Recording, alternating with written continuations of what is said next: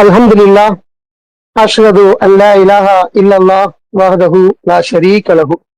புகழனைத்தும் அல்லாஹ்வுக்கே. அந்த அல்லாஹுவை தவிர வேறு தெய்வங்கள் இல்லை என்று நான் சாட்சியம் பகர்கின்றேன்.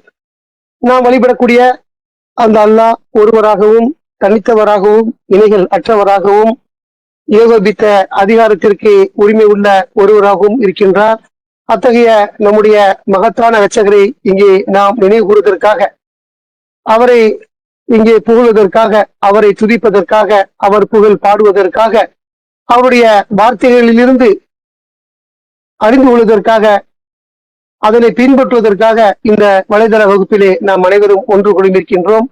மாஷா அல்லா, லா குவத்த இல்லா பில்லா, அல்ஹம்துலில்லாஹ். அல்லாஹ்வுடைய மாபெரும் அருளாலும் கிருபையாலும் நாம் எல்லாம் அவரை மட்டுமே வழிபடக்கூடிய மக்களாக அல்லாஹ் நம்மை ஆக்கி வைத்திருக்கின்றார். அந்த வகையில் நாம மிகவும் பாக்கியவன்களாக இருக்கின்றோம். அல்ஹம்துலில்லாஹ். அல்லாஹ்வுடைய வார்த்தைகளான அல் குர்ஆன் மட்டுமே மார்க்கத்தின் ஆதாரம் என்றும், இந்த குர்ஆனை தவிர வேறு எந்த ஒன்றும் மார்க்கத்தின் ஆதாரமோ அடிப்படையோ கிடையாது என்றும் நாம் ஒரு தெளிவான அறிவை அடைந்திருக்கின்றோம். அல்லாஹ் நமக்கு அதற்காக மாபெரும் அருளும் கிருபையும் செய்திருக்கின்றார். அல்ஹம்துலில்லாஹ். அல்லாஹ்வுடைய வார்த்தையிலிருந்து தொடர்ச்சி நாம கற்றுக்கொண்டு வருகின்றோம். இன்னைக்கு நாம ஒரு பொதுவான ஒரு சப்ஜெக்ட் பேசுவோம் இன்ஷா அல்லாஹ். கடவுள் பொதுவானவர். உலகத்துல நிறைய மதங்கள் இருக்குது. கடவுளின் பெயரால மதங்கள் அமைச்சு வச்சிருக்கிறாங்க. நமக்கு நாம பின்பற்றக்கூடிய இந்த சரணடைதல் அப்படிங்கிறது குறிப்பிட்ட ஒரு மதத்திற்கு சொந்தமானது இல்லை. அனைவருக்கும் ஒரு பொதுவான ஒண்ணா இருக்குது.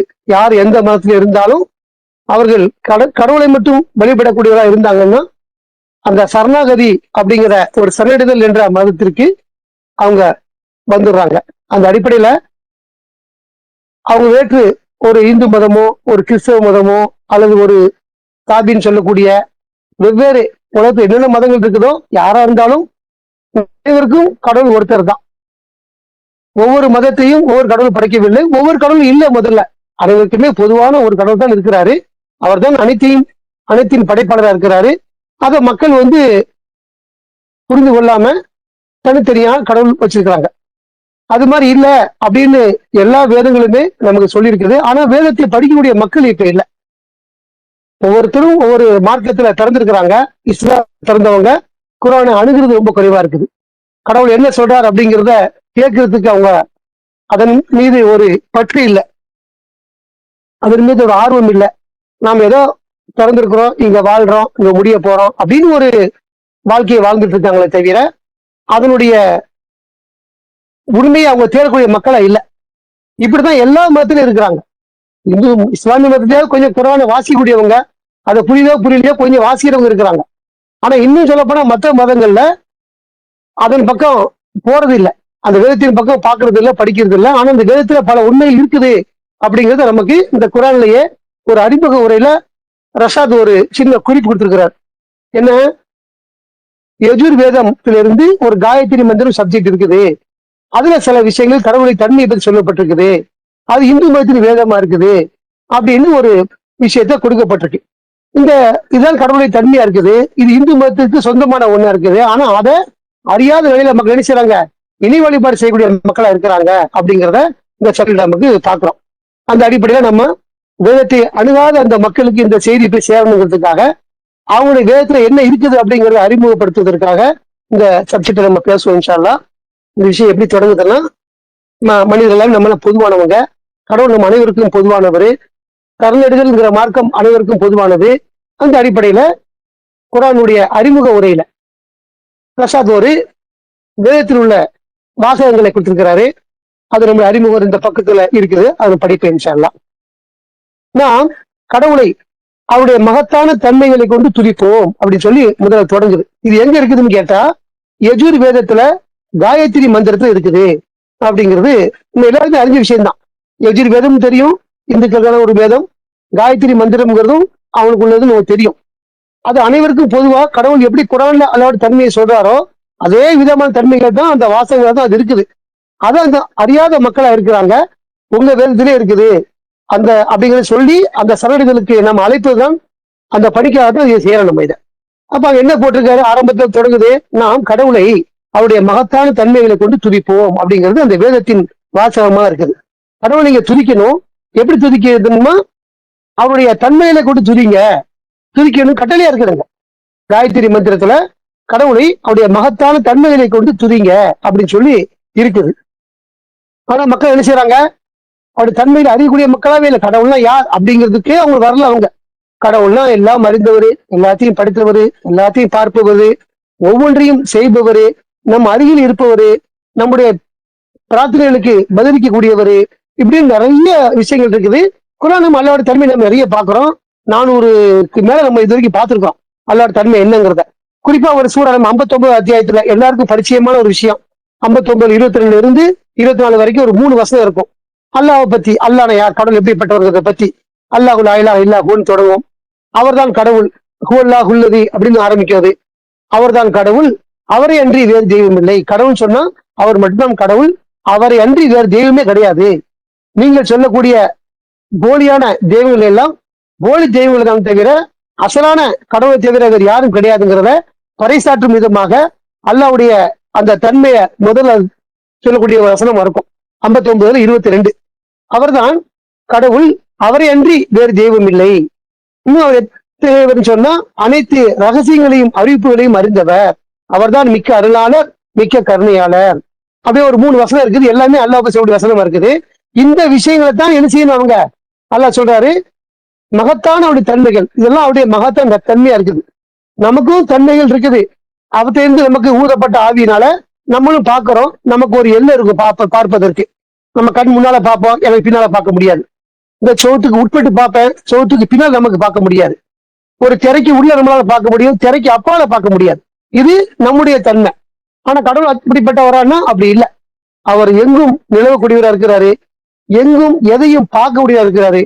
இன்னும் சொல்ல போனா பூமிக்கு உள்ளேயும் என்ன இருக்குதுங்கிற அறிஞரா இருக்கிறார். நாம தோண்டி பார்த்தா நமக்கு தெரியும் வித்து இருக்கிறதும் புதில் இருக்கிறதும். ஆனா அவருக்கு எல்லாமே பரிச்சயம், எதுவுமே அவருக்கு மறைவானது கிடையாது. இது அவருடைய தன்மை.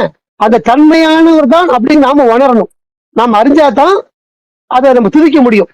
எல்லாம் அறிந்தவர் அப்படின்னு சொல்லும் பொழுது நமக்கு அதான் ஞாபகம் வரணும். அதெல்லாம் எல்லாம் அறிந்தவனா எதுவும் அவருக்கு மறைவானது இல்லை.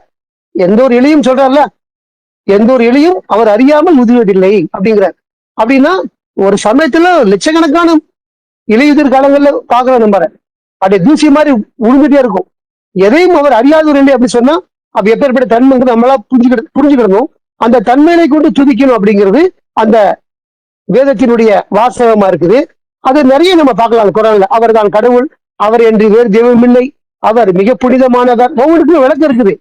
நம்ம பொதுவா சாதாரணமா நம்ம அந்த விஷயங்களை வசந்த படிப்போம். புனிதமானவர், அவர் சாந்தி உடையவர், மிகுந்த நம்பிக்கைக்குரியவர், மேலதிகாரம் மிக்கவர், எல்லாம் வல்லவர், மிகவும் சக்தி நிறைந்தவர், மிகவும் கௌரவமானவர், கடவுள் துதிப்பிற்குரியவர், பங்காளிகள் கொண்டிருப்பதை விடவும் மிக்க மேலானவர். மனிதர்கள் செய்யற மாதிரி பங்காளிதான் அவர் கிடையாது, அவருடைய ஆட்சியை கூட்டாளி கிடையாதுங்கிறார். அது மாதிரி அவர் படைப்பாளர், ஆரம்ப கர்த்தா, வடிவமைப்பவர், மிகவும் அழகிய பெயர்கள் அவருக்கே உரியவை, வானங்களிலும் பூமியிலும் உள்ள ஒவ்வொன்றும் அவரை துதித்துக் கொண்டிருக்கின்றன, அவர் எல்லாம் வல்லவர், ஞானம் மிகுந்தவர் அப்படின்னு ஒரு 3 வசனத்துல அவருடைய தன்மையை சொல்லப்படுது.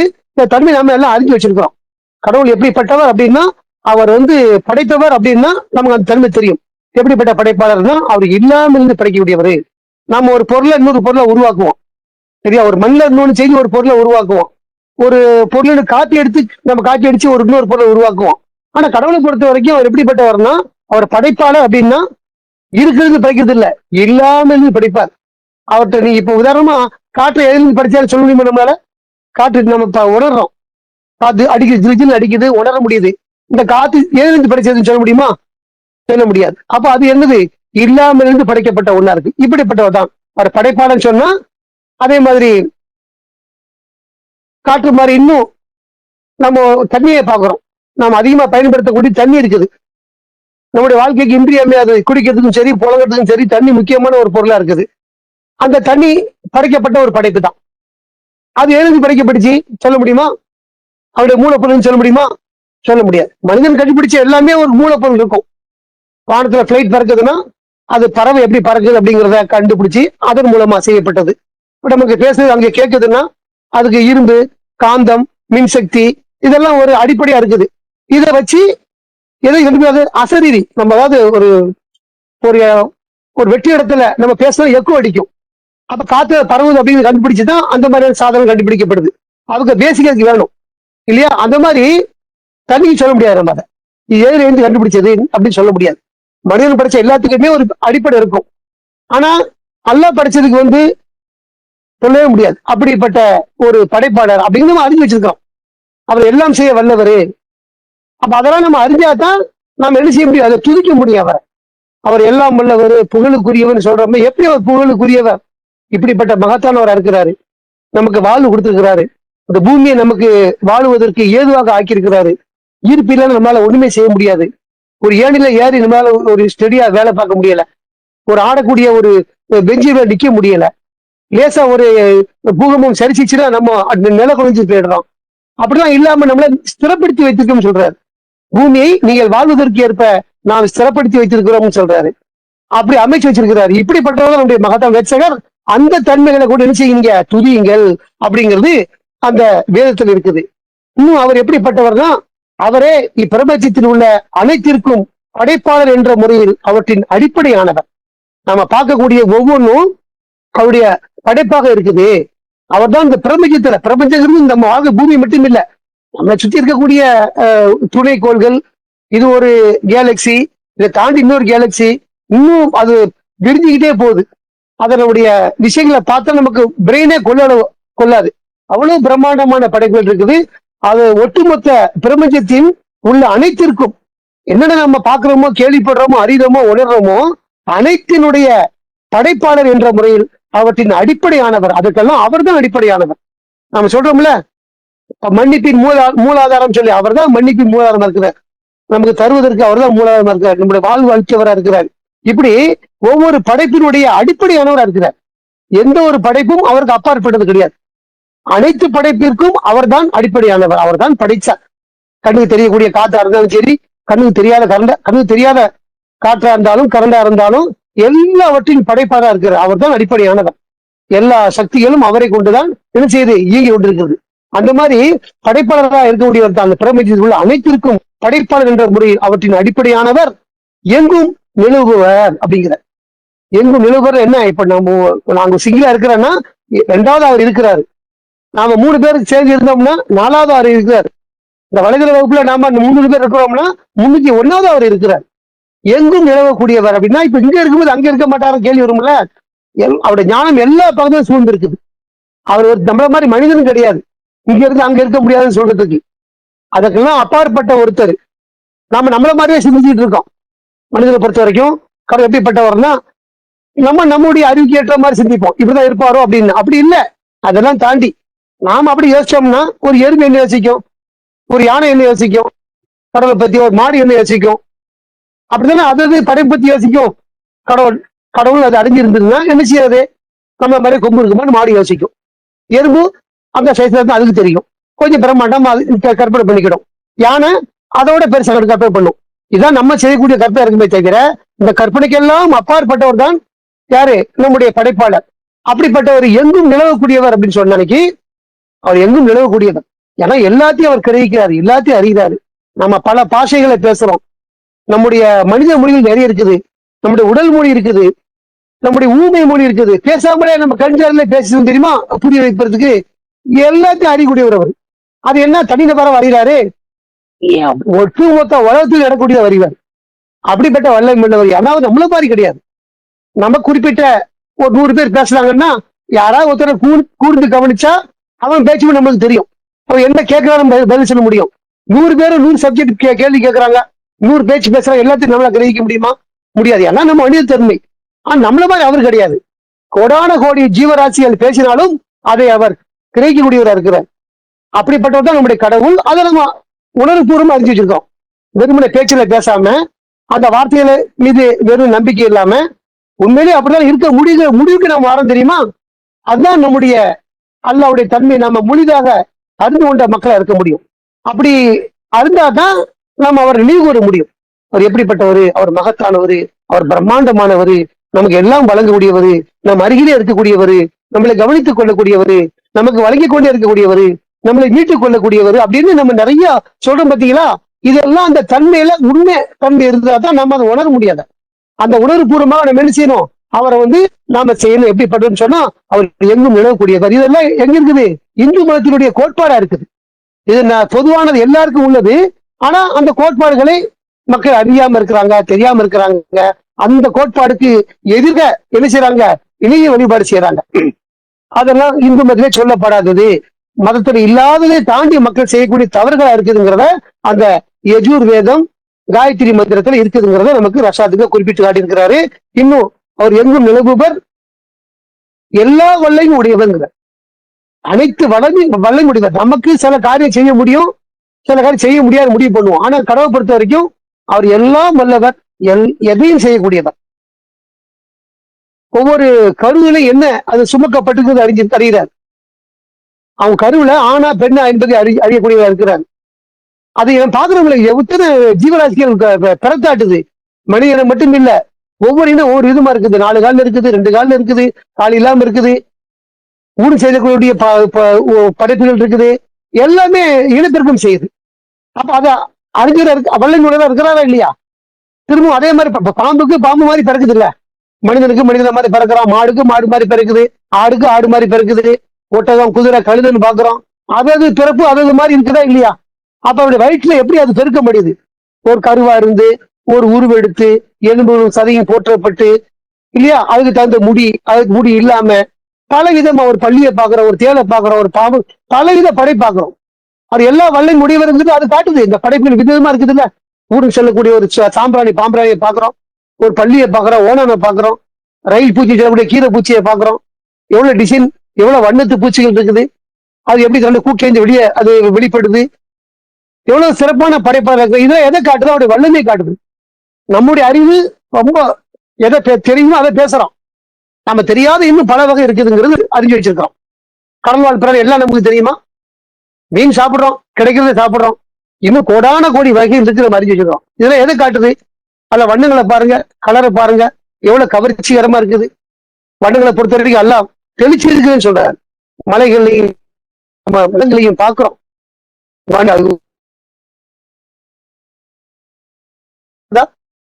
கடல் வாழ்ல எவ்வளவு நிகழ்ச்சி நம்ம பாக்குறோம் வலைதளங்கள்ல. அப்ப இப்படி விதவிதமா படைக்கக்கூடிய இருக்கிறாரு. எப்படிப்பட்ட இருப்பார் அவரு? மிகவும் வல்லமை புரிஞ்சவராக இருப்பார். அப்படி பட்டவருங்கிறது அந்த வேதம் சொல்லுது நமக்கு. எங்கும் எழுபுவர், எல்லா வல்லையும் உடையவர். உனக்கு முடியாதுன்னா கடவுள் முடியாது நினைச்சுக்கிடாத. அதான் தாண்டி உள்ள ஒரு இங்க இருந்து எதையும் அவரு செய்யக்கூடிய இருக்கிறாரு. எல்லா வல்லையும் உள்ளவரு, மாபெரும் உதவியாளர் இருக்கிறாரு அப்படிங்கிறத அதை வெளிப்படுத்தும் முகமா அந்த தன்மையில் இருக்குது. எல்லாம் அறிந்தவராகவும் வல்லைமுடையவராகவும் எல்லாம் அறிந்தவராகவும் இன்னும் வழிபடுவதற்கு தகுதி உடையவர் அவரே ஆவார்கள். நீங்க வழிபட போறீங்கன்னா இந்த தன்மை உள்ளவர் தான் நீங்க வழிபடணும். இந்த தன்மை இல்லாத யாரை வழிபடுவது இணை வழிபாடு, போலி வழிபாடா அது மாறி போயிடும். நீ வழிபட தகுதியானவர் அவர் மட்டும்தான் இந்த மாதிரி தன்மை கொண்ட ஒருத்தரா இருக்கணும். எங்கேயும் நிலவணும், எல்லா வல்லமையும் உடையவரா இருக்கணும், அனைத்தையும் அறிந்தரா இருக்கணும். அப்படிப்பட்டவர் தான் யாரு? வழிபடுவதற்கு தகுதியுடையவர் அவரே ஆவார் அப்படிங்கிற இந்த தன்மை இல்லைன்னு சொன்னா வழிபாட்டிற்கு அவங்க உரியவங்க இல்ல, நாம ஒரு தவறான தேர்ந்தெடுப்பு எடுத்திருக்கிறோம் அப்படிங்கிறது புரிஞ்சுக்க முடியும். ஆக அவர் எல்லாம் அறிந்தவர்கள் அறிஞ்சு வச்சிருக்கிறோம். நமக்கு வெளியில தான் எல்லாம் தெரியும். உடம்புக்கு வெளியே என்ன தெரியும்? நம்மளுக்கு உடம்புக்குள்ள நமக்கு தெரியுமா? வெளியில புண்ணு இருந்தா அன்னைக்கு அது நமக்கு தெரியும், மருந்து போடுவோம். உடம்புக்கு வெளியே இருந்தா புண்ணு, உடம்புக்குள்ளே இருந்தா அதுக்கு பேர் புற்று சொல்றோம்ல.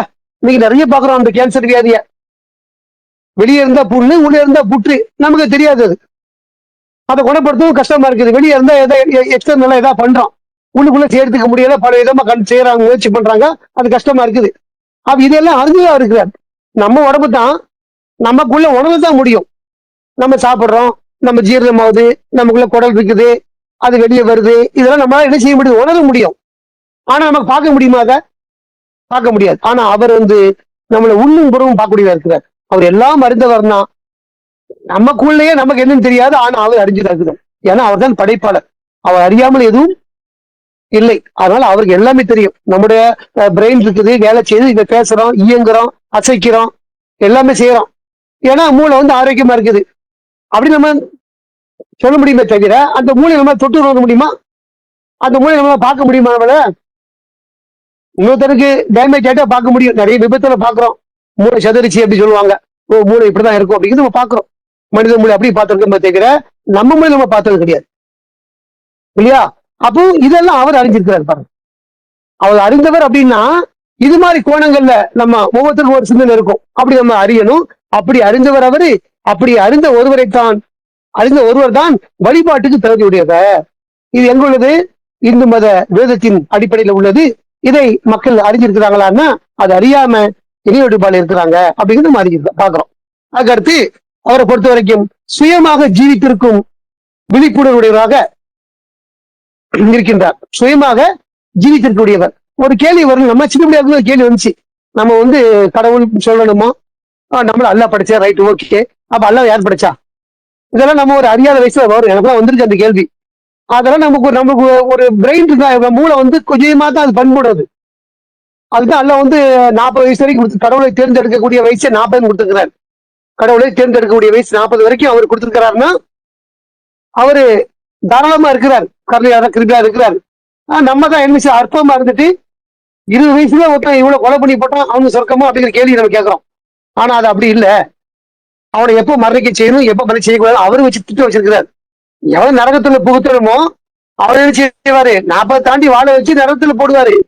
எவன் சொர்க்கத்துக்கு போகக்கூடாதுன்னு சொல்றாரு, பெரிய சொர்க்கு பேரக்கூடாதுன்னு நினைக்கிறாரோ அவனை பாவியா இருந்தாலும் 40க்கு முன்ன அவன் கதையை முடிச்சு கீழே சொர்க்கத்துக்கு கொண்டு போயிடுவார். இது அவருடைய ஏற்பாடா இருக்குது.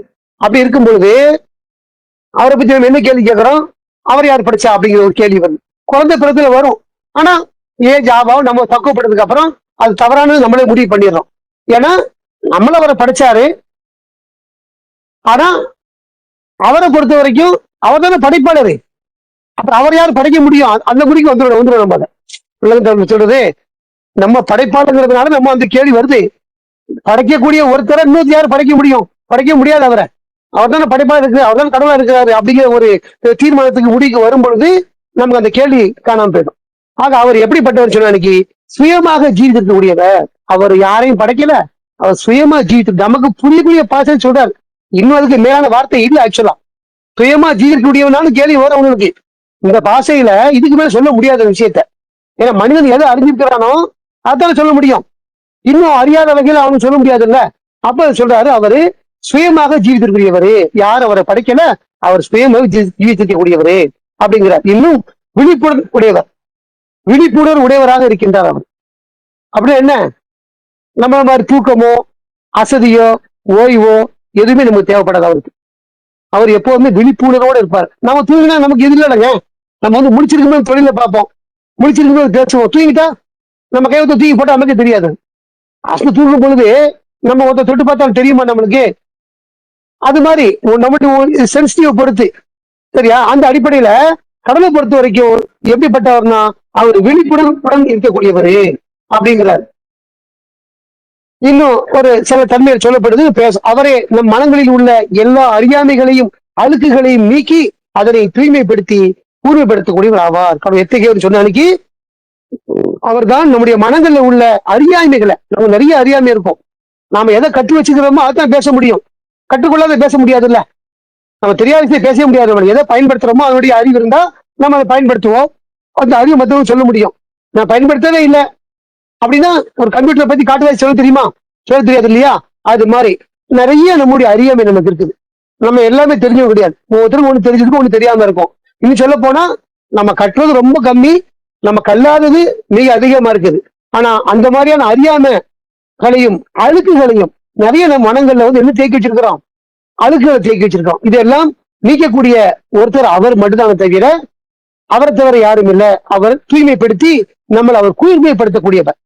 நம்மளை அறியாம நம்ம நிறைய தப்பு செய்ய தெரியுமா? அதெல்லாம் நம்ம அறிவொளி ஊட்டுவார். நம்மளுக்கு ஊட்டி நம்மளை கூர்மைப்படுத்தக்கூடியவர் அவர் தான் இருக்கிறாரு. அவர் தான் நம்மளை வழிநடத்தி கொண்டிருக்கின்றாரு. இத்தகையதான் கடவுளுடைய தன்மையா இருக்குது. இந்த தன்மையை உடையவரைத்தான் நீங்க வணங்கணும். இது இல்லாம அதுக்கு சமமாக இன்னொரு போலி தெய்வங்களை நீங்க வணங்கக்கூடாது அப்படிங்கிறது இந்த மந்திரத்துல உள்ள காயத்ரி மந்திரத்துல உள்ள ஒரு விஷயமா இருக்குது. இது எஜுர் வேதம் இருக்குது. இன்னும் இந்த வேதத்துல பல உண்மைகள் இருக்குது.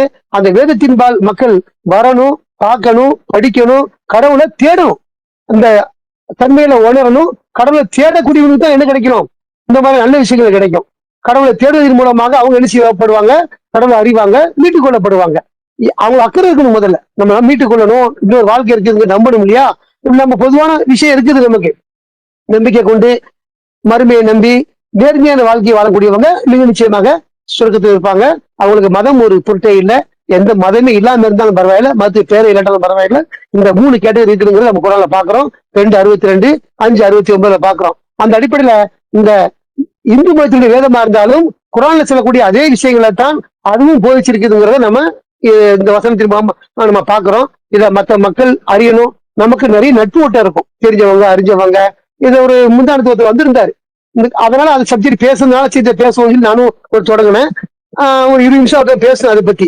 அவருடைய சப்ஜெக்ட் முடிவு எடுத்தேன். அந்த அடிப்படையில நம்ம தெரிஞ்சவங்க அறிஞ்சவங்க யார் முடிஞ்ச அளவுக்கு கடலை பத்தி நாம அவங்களுக்கு ஸ்ப்ரெட் பண்ணுவோம். அதை அவங்களுக்கு அறிமுகப்படுத்தணும், நல்வழி கொண்டு வந்து நம்ம செய்யறதுக்கு நம்ம முயற்சி பண்ணுவோம். இன்ஷா அல்லாஹ். அல்லாஹ் நமக்கு அதற்கு அருளும் கிருபையும் செய்யட்டும். வார்த்தையின் பூர்வீகம் அல்லாஹ். ஓகே, மாஷா அல்லாஹ், லா குவத்த இல்லா பில்லா, அல்ஹம்துலில்லாஹ்.